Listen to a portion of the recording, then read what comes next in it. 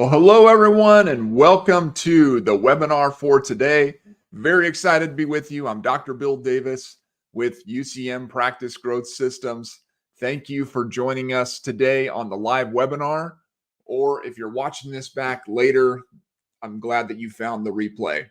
So today I'm going to help you build a plan to thrive in 2024. In the past 10 years, we've helped hundreds of upper cervical specialists build their practices. And today we're going to pull back the curtain. We're going to take a look and give you an inside look at how we do it. Specifically today, we're going to be focusing on building a second location, opening a second location after you've had a successful original location that is thriving, and what are the steps that you need to take in order to do it well, and specifically, what are the mistakes to avoid when opening a second location.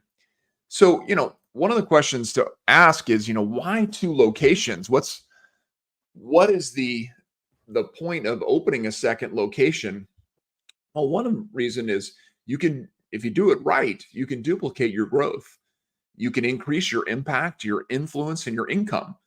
And you can really scale to build your legacy in your community if you do this in the right way. So, who we're talking to today really is people who are in practice growth stage 4 or 5.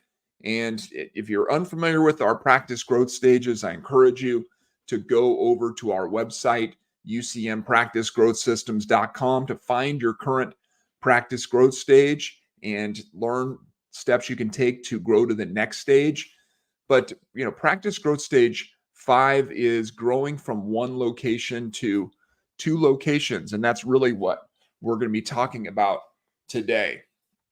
And so when we're looking at this situation and what we're going to be focusing on in this webinar today is how to effectively duplicate your practice culture in a second location. This is huge. If you don't do this right, you can have 2 completely different practices. You also want to know what you need to do to make sure you don't hurt your original location as you build the new one, because that's definitely not what you don't want to do that. You want to be sure. We're going to talk about what you need to do to be sure to open a second location to continue to grow, where you need to be with your monthly collections and team size. This is really important to effectively pull this off. How to build a 3-year branding and marketing plan to consistently build the second location. How much of your time and your key team members' time will be required to effectively launch a second location. We're going to talk about how to pick the new location so both locations continue to grow and thrive. We're going to talk about how to effectively budget and plan to open the second location without crippling yourself financially. And, really, what do you need to focus on right now to grow to the next practice growth stage? So if you have a plan to open a second location this year or next year, we're going to talk about the steps you need to take to make that happen. So let's get going. So what we're going to be focusing on today is 8 mistakes to avoid when opening a second upper cervical practice. Now, these are things that I've learned over the years with working with upper cervical practices, working with doctors who have done this well when they've opened multiple locations, and doctors who haven't done it as well. And so I'm going to give you the experience that I have and give you these mistakes to avoid. And those 8 mistakes that we're going to be talking about is failing to maximize the potential of your first location, thinking that the second location will be just like the first, not developing an extensive integrated marketing plan for the second location, underestimating how much work this is going to be and how much money it's going to cost, underestimating how a second location may impact your current location, not effectively spreading your locations apart geographically, not developing extensive SOPs for all aspects of the practice, not prioritizing enough time for you and your key team members to be at the new practice in order for it to grow. So those are that's the overview of the 8 mistakes we're going to go through today, and let's get started. So mistake number 1, failing to maximize the potential of your first location. And this is a huge one. This is the one that we probably see the most, is is not focusing on the original location to make sure that has reached its potential. It's always easier to add more associates, purchase a bigger space, add more support staff than it is to open a second location. We highly recommend only opening a second location if you have done everything possible to maximize the impact of your original location. I've seen many successful 3, 4, 5 doctor single office locations, and it's much easier to control the culture, the systems, everything about it when you have one location. And so that's the first thing to always keep in mind is maximize the potential of your first location before you ever even think about adding a second location. I wouldn't recommend adding a second location unless you had at least a 3 to 4 doctor practice. That would include the clinic director and adequate support staff. So, a 2 doctor practice doesn't need to add a second location, right? It's something that you want to focus on that main location, keep building it rather than adding a second location. I also wouldn't do this unless I was collecting at least $120 to $140,000 per month. So this is a U.S. based location. You have to, modify this slightly if you're outside the U.S. But per, your original location, if it's not doing at least $120 to $140,000 per month, there's still potential there. There's still things that you could do to maximize that location. And it most likely would be related to your systems, your team, your marketing, and so forth. So that's the first mistake is you want to avoid failing to maximize the potential of your first location before you open a second location. Mistake number 2 is thinking that the second location is going to be just like the first. And this is something that I've seen quite a bit over the years as well, is that, I've done this once, I can do it again. It's basically, it's just going to be just like my first location. You have to think of this new location as a new business, right? It's a duplicate. You want it to be a duplicate of your original location, but it's a new business. It's the same type of intention and focus and work that went into starting your original practice. You're going to have to put that into this new practice. Now you're coming with additional experience. You're coming with things that are going to help you accelerate the growth curve, but it still has to be thought of and respected in such a way that it's a new business. So one of the ways that you got to make sure that you do this is you got to overemphasize the culture of your practice and your team, or you can end up with 2 completely different cultures, and that's not what you want. When you have a thriving practice, the last thing you want is a second practice that's completely different when it comes to the culture. What has made your practice successful, you have to take that and put it into this new practice in order for the second practice to be successful as well. And that really starts with a practice culture plan. Your culture is the collection of values, expectations, and practices that guide and inform the actions of all your team members. And so making sure that you have a plan and that you are communicating that plan consistently is key. So, questions to ask yourself to know whether or not your culture is number one, strong in your original location, it's being communicated effectively, but then also take that into the second location is, do you consistently communicate your core values to your team, right? Does everyone on the team know what your core values are? Do you reward your team members based on your core values, right? How do you set expectations for your team members? Do you have position agreements? How do you hold team members accountable to your expectations? Do you have job scorecards? These are ways that you can ensure that your practice culture is effective at your original location, and then it will help it to be consistent at the second location if you implement the same type of things. If you are communicating the core values, rewarding based on core values, if you have position agreements, job scorecards, and so forth in place. So mistake number 2 is thinking that the second location is going to be just like the first. It's not. You've got to put in the work to get the practice culture to be unified between both practice locations. So if you are thinking about doing this, if this, in 2024, 2025, whatever it is, you're thinking, you know what, it's time. I want to open a second location. Highly recommend scheduling a practice growth session with us, a growth strategy session, just to get us, have a conversation with us, see if we can help you in some way. We've helped a lot of doctors over the years do this, and I highly recommend you schedule it just so we can have a conversation with you and start this so that you can make sure that you're doing everything you can to make this successful. You can get that free practice growth strategy session over at ucmpracticegrowthsystems.com. All right, let's move into mistake number 3. This is failing to develop an extensive integrated marketing plan for the second location. As I mentioned, the second location is a new business. So you have to think of it like a new business. You have to make sure that you have a marketing plan in place to build that location from the ground up. And so this requires a 3-year marketing plan in order to be successful, in my experience, right?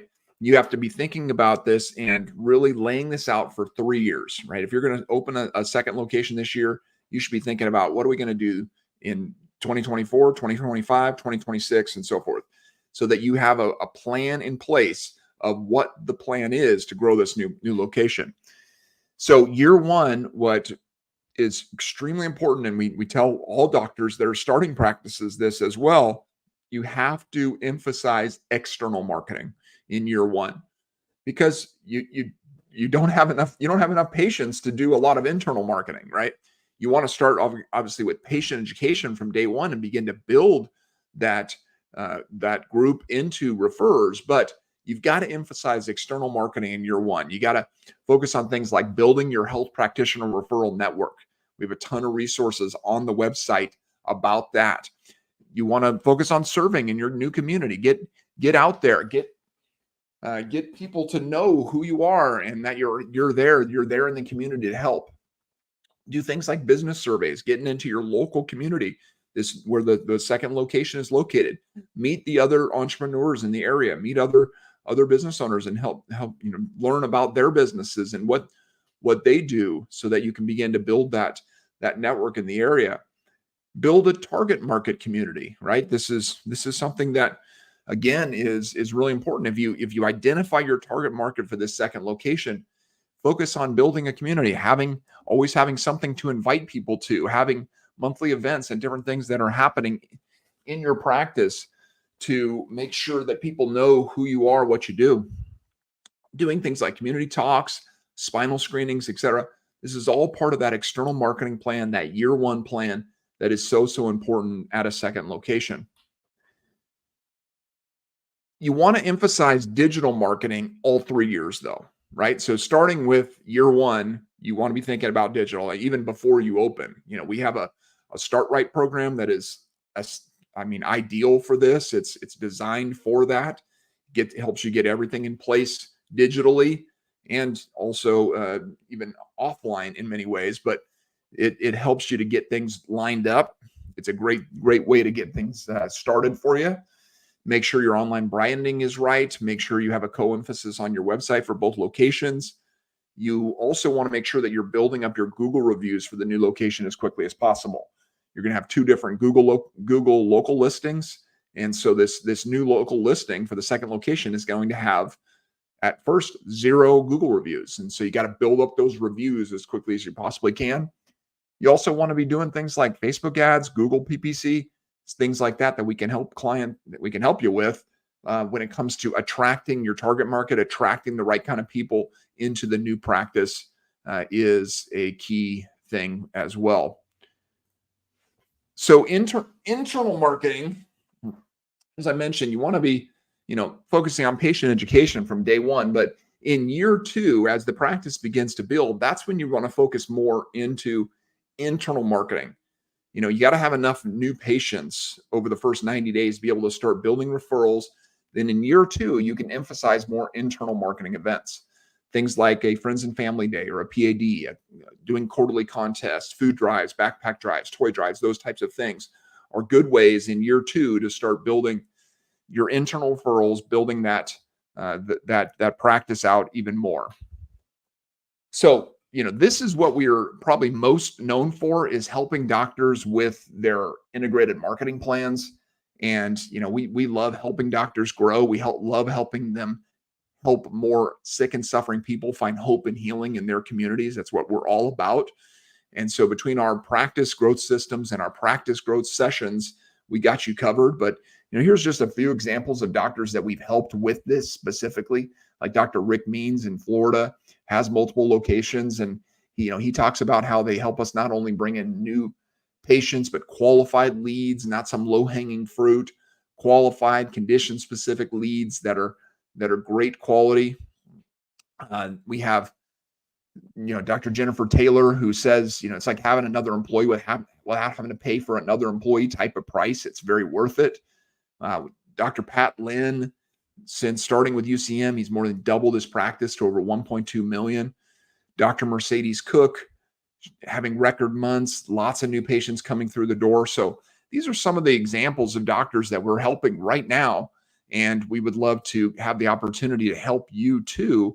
If you need help with your integrated marketing plan, either for your original location or for your second location or both, again, a great reason to schedule a free practice growth strategy session over at ucmpracticegrowthsystems.com.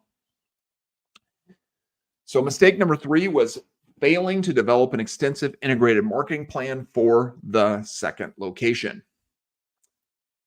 Mistake number 4, underestimating how much work this is going to be and how much money it's going to cost, right? This is a big one, right? If you think you understand how much work this is going to be and how much money it's going to cost, you can probably double that, and then you'll be getting closer, because it is going to be a lot of work. Opening a second location will be a lot of work. You got to find a commercial real estate agent, you got to research demographics, research locations, visit potential office spaces, negotiate leases with landlords, purchase equipment, oversee tenant improvement constructions. All of this for the second location is going to distract you from your current location. It just will. You can't be doing all this stuff and not be distracted in some way, shape, or form. So knowing in advance that is going to happen is important, so you can plan ahead for it. The other thing is the money it's going to cost, right? It is likely going to cost you more than you think it will. And what I would really highly encourage you is don't go into debt for this, right? If you think you want to open a second location, I encourage you to save to open the second location with cash, right? Consider the risks and not just the upside. So many times we go into it thinking, well, if everything works out great, then this is going to be a huge financial win for me.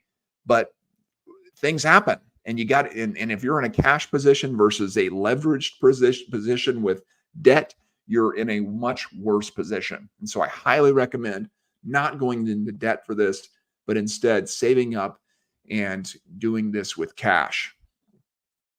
So mistake number 4 is underestimating how much work it's going to be and how much money it's going to cost.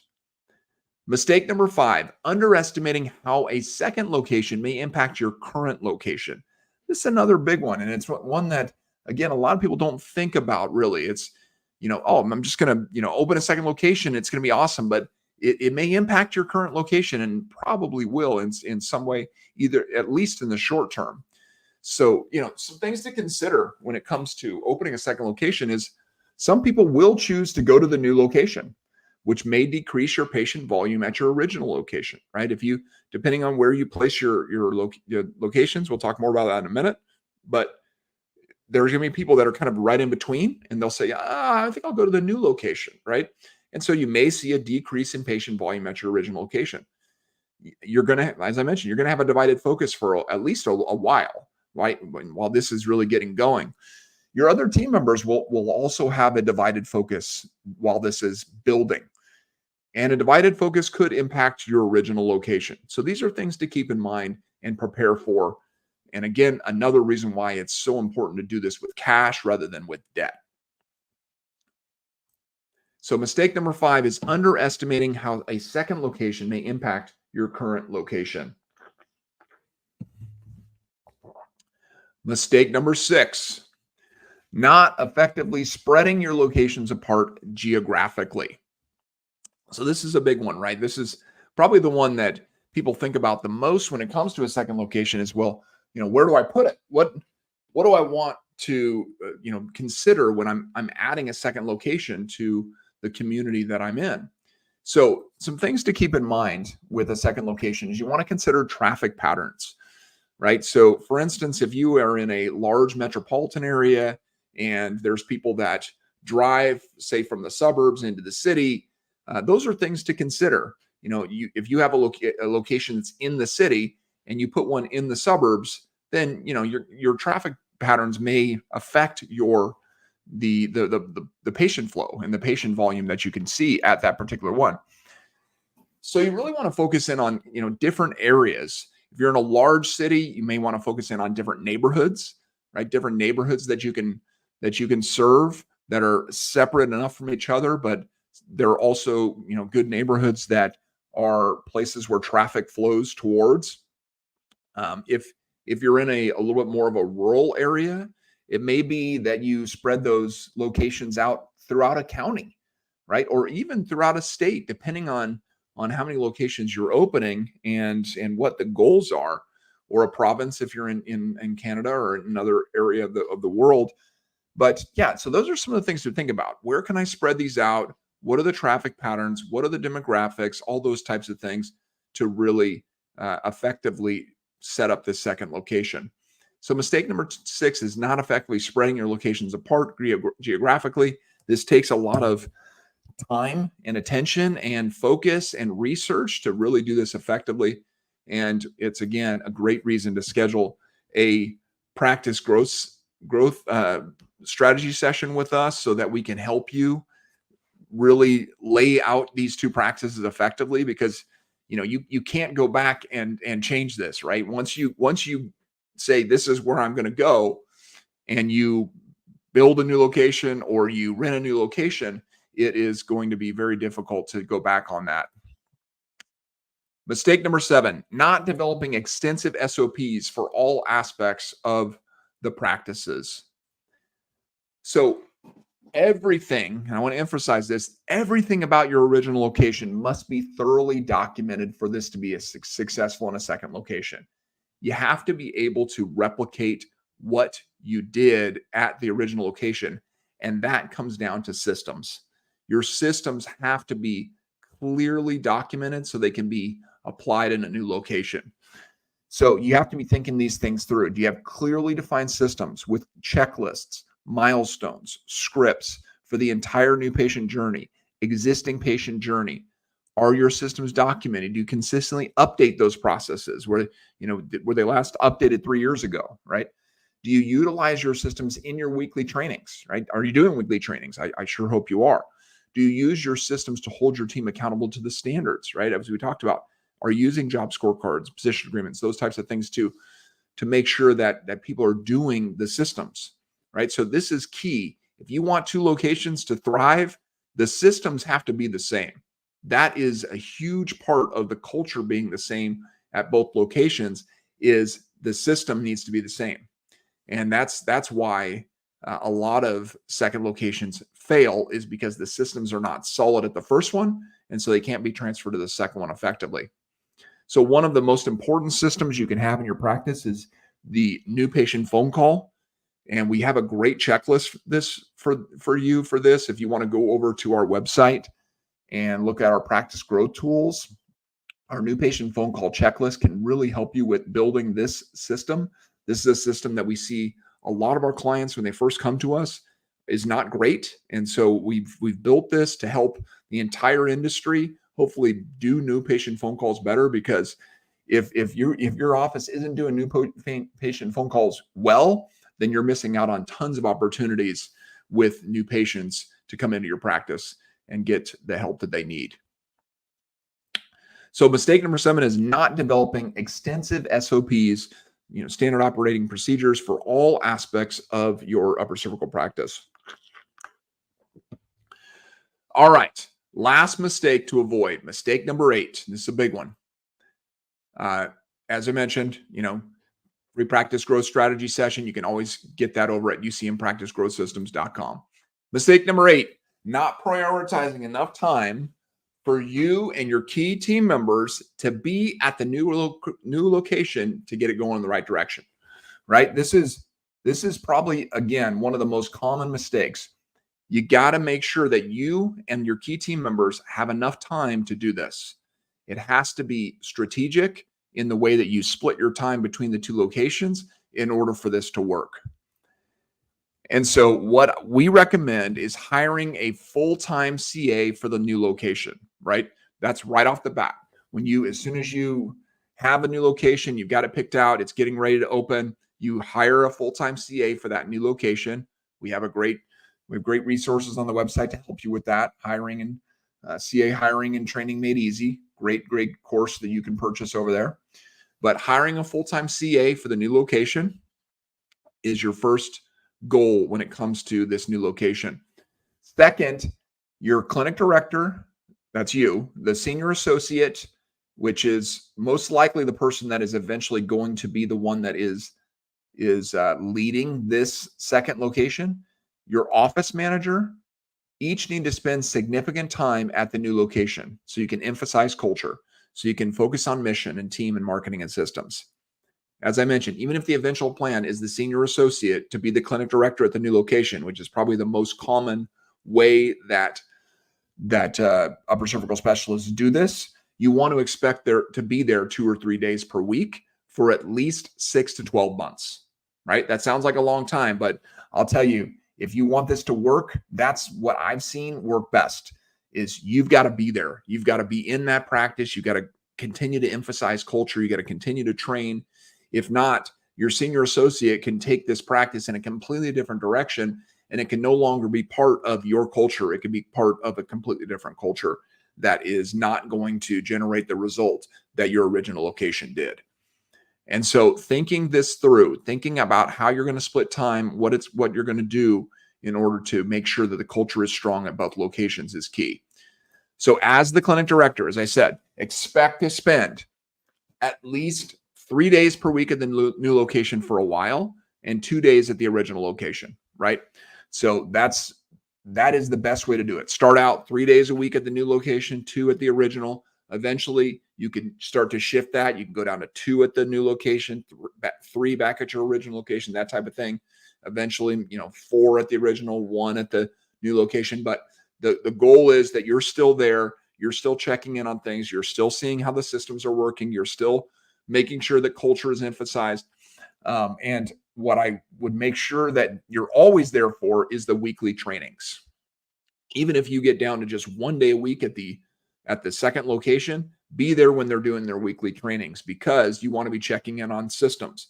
You want to be checking in on the team. You want to make sure that your senior associate is doing what the system requires, right? When it comes to training.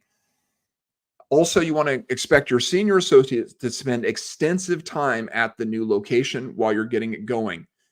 And so this is, again, you've got to make sure that you have enough doctors in place to handle the new patient or the patient volume at your original location, because your senior associate is not going to be there near as much. And so if they're seeing an extensive, number of patients, then you have to have a plan in place to absorb that in order to make this work. And that's why, 3, 4 doctor practices, 5 doctor practices even work best in this scenario, because they have enough people to serve all of the patients at both locations. So for the senior associate, starting out, 4 days at the new location, 1 day at the original, you want to keep them connected, to the mothership, connected to the original, so that they still feel that culture, still understand it. Again, a great day for them to be there is when you're doing training at the original location, right? So they stay connected to the training. They're reminded of the systems. They're reminded of how you do training. That's going to help them to stay connected to the culture most effectively. Another big part of this is you got to make sure that you have a strong office manager if you're looking to build a second location, because the office manager is going to be key to train the new CA and oversee the execution of your systems. So again, you want them to be at both locations for a while as well, 3 days at the new location, 2 days at the original. Eventually, maybe they're there only on the training day. But again, the training day at the second location, if it's my practice, I would always be at that training day at the second location every week, right? Even if I'm only there a half day or whatever, I'm still connected to that second location on a weekly basis. My office manager is, and we go there to make sure that the systems and the team are moving in the right direction. So that was mistake number 8, not prioritizing enough time. And I'll tell you, this one is key. If you don't do this one right, it's probably not going to work very well. And this is how you emphasize culture. This is how you emphasize systems from one practice to the other, is make sure that you, your office manager, your senior associate are connected to both practices for as long as possible, maybe indefinitely, in order to keep both practices humming along, continue to build together. So I want to encourage you, adding a second location successfully is possible, but you got to have the right plan and the right execution. And so if you avoid these 8 mistakes, as we've talked about, these 8 mistakes are the ones that are going to get you. You've got to make sure that you go and learn these so you can not make them, because this is what's going to make that second location not be successful if you make any of these mistakes. And so making sure that you are avoiding these 8 mistakes is key. And we want to help you. We would love to help you. We want to help as many upper cervical specialists as possible bring hope and healing to sick and suffering people in their communities. And that's a great way to do it, is opening a second location where you can duplicate your impact, influence, and income. And so if you have a plan, or you want to do this, you have a vision to do this, a dream to do this, reach out to us. Schedule a free practice growth strategy session at ucmpracticegrowthsystems.com. We can help you with this. We can help you put a plan in place. We can help you to execute on that plan so that this is going to work successfully for you. And everything that we do with our doctors is focused around these 4 upper cervical practice building blocks: mission, team, marketing, and systems. This is what we found is key to growing an upper cervical practice through the growth stages. And so wherever you are in this growth stage spectrum, we want to help you continue to grow.